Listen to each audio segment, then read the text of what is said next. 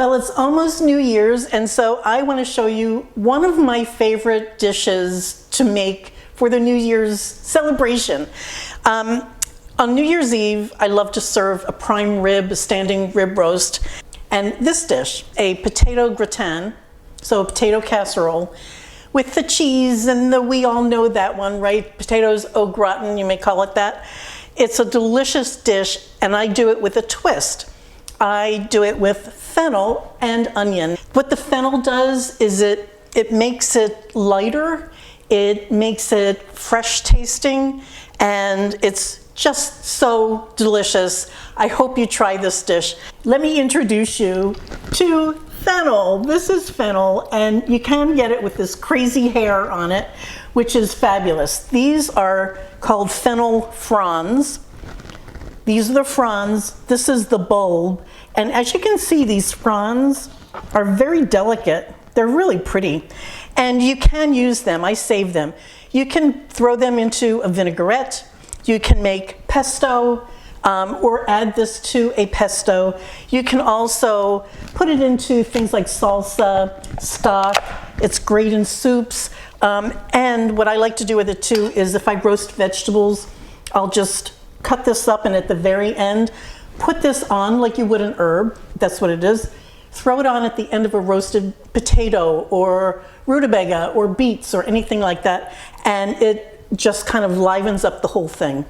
The flavor of this is a very light anise flavor, like star anise, or if you say anise. You can also put it into salads, either the frond or the bulb. This bulb, for my purposes today, is a little big, so I'm going to cut this in half. And here's what you do. There's a tough core right in the middle, so you put this down on whatever's flat, cut it. This is the core that you want to cut out, right there. The way I do it is lay it on the flat, keep your hands safe, cut it, and then cut this right out. This is a fibrous vegetable, so you can cut it very thinly. Let me finish slicing this, clean it up, put all the other ingredients together, and I'll show you how easily this goes together. Let me show you all of the ingredients for this. I have 1 cup of sliced onion, which comes from a small to medium onion. Then 1/2 of that fennel bulb, that's about 1 cup sliced. And let me just do this. I'll work as I go. I'm going to put about a tablespoon of butter into this pan. This is on a medium-low heat because you want these vegetables to sweat. You don't want them to get any brown on them.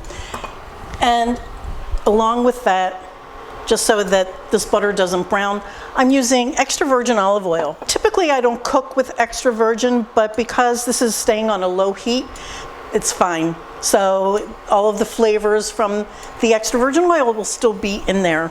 Next, we have 1.5 pounds of russet potatoes, which are sliced about 1/4 inch thick. And you know, to keep this round shape is difficult, so I would recommend either using a mandolin or your food processor to slice that. And this is 1/4 pound of shredded Gruyere cheese. Sometimes it could be hard to find. So Swiss cheese, baby Swiss, Comté, even Asiago cheese, any of those are fine, but that is Gruyere. And then salt and pepper. That's it. So very simple ingredients. And what makes it really delicious, this is 1 cup of heavy cream. I'm also going to put a little nutmeg in there because nutmeg with all of these flavors works beautifully. Okay, the pan is ready. I'm getting a few little bubbles, so it's warm enough to add the fennel. Fennel goes in first because it's more fibrous than the onion, and so it's going to take a little while to cook. Let me just give a little sprinkle of salt. If you were to pick up one of these and eat them fresh, it's very sweet. Very refreshing. It's an underutilized vegetable. With the lid on, this is going to go for about 5 minutes. I'll toss it a couple of times and then I'll be back. It's been 5 minutes and let me show you, this is just kind of wilty. And that's what you want. It's on its way to being cooked. Next goes the onion. I'm going to let this now, covered on medium-low, cook for another, I would say 12 minutes. I'll check this in 12 minutes, and in the meantime, I'll just toss it on occasion. While I'm thinking of it, I just wanted to show you the casserole dish that I'm using for this. It's a ceramic dish with a clear glaze over it, and there's really, there's nothing that sticks hard to this, but depending on what you're using, you may want to butter your casserole dish. This recipe will serve 4 to 6 people, and the recipe will be typed out for you below the description. I drained the potatoes, and I left some of that potato starch at the bottom, as you can see, because you do want something to kind of glue this all together.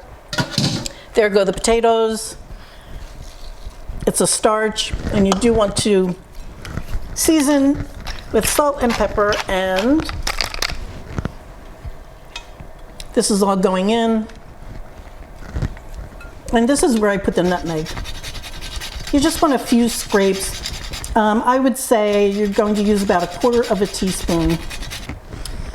The cream goes in, and then I'm also putting about half of the cheese right now. And just mix all of this together. By the way, this can be made ahead by up to, I would say, 3 days. Just wrap it up very tightly so air doesn't get at it. Keep it in your fridge, and you can heat this up at 350 degrees for about 30 minutes until it gets bubbly and hot again. No one will ever know. So it's a great do ahead. Now I'm just going to put all of this in here, push all of this down, just to make sure it's all tightened up. And make sure the cheese is spread evenly. This will take 1.5 to 1:45 until you can put the tip of a knife in and it easily slides out. For the first 45 minutes, I keep it covered as it cooks and just allow everything to just sort of bake and boil in there. 350 for 1.5 hours is what I have my oven set for. It's out of the oven. It's been out for 10 minutes. The aroma in this house is so delicious. My mouth is watering just thinking about it. It's cheesy, and it just smells fabulous. So what you do is you just put your knife tip in, and just make sure you don't feel any resistance whatsoever, especially in the middle. If it's not going to be cooked, it will be right in here somewhere. But it's nice and easy to pass this through everywhere.